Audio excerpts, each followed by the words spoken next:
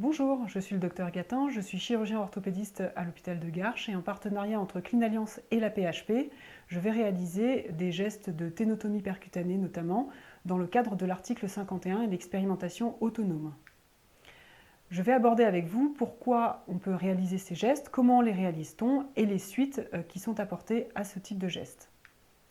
Tout d'abord, sachez que ce geste est quelque chose de très ancien puisqu'on a retrouvé au XVIIIe siècle des traces de ténotomie percutanée dans cet atlas d'anatomie de Bourgerie et Jacob.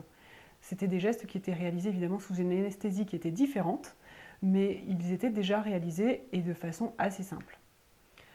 Aujourd'hui, pourquoi peut-on réaliser ce geste? On le réalise lorsque les articulations sont déformées à cause de rétraction de muscles et de tendons.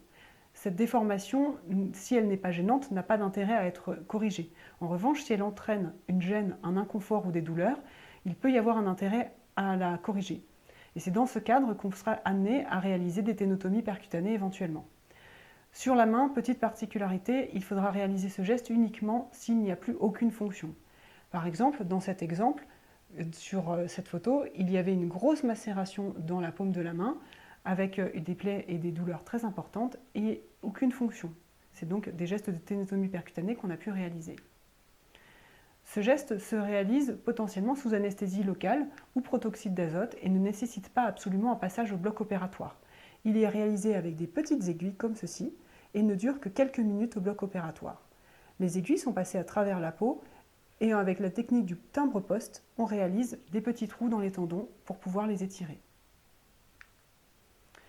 Les suites de cette chirurgie sont parfois nécessaire d'avoir un positionnement un peu particulier pour ces suites avec un plâtre ou une orthèse. Il faut absolument entretenir les mobilités articulaires après le geste parce que c'est ce qui va permettre d'éviter la récidive. Ces gestes entraînent très peu de douleur, parfois des hématomes comme vous pouvez le voir ici dans cette main, et jamais d'infection puisque ce sont des trous d'aiguilles qui sont faits, il n'y a pas de risque d'infection. Évidemment, il ne faut pas hésiter à nous reconsulter en cas de problème. Dans le cadre de l'article 51, ce geste sera amené à être réalisé ou par des chirurgiens, ou par des médecins rééducateurs, ou par des gériatres. Tous ces médecins sont entraînés et sont parfaitement formés à ce type de prise en charge. Je vous remercie pour votre attention et je vous dis à bientôt.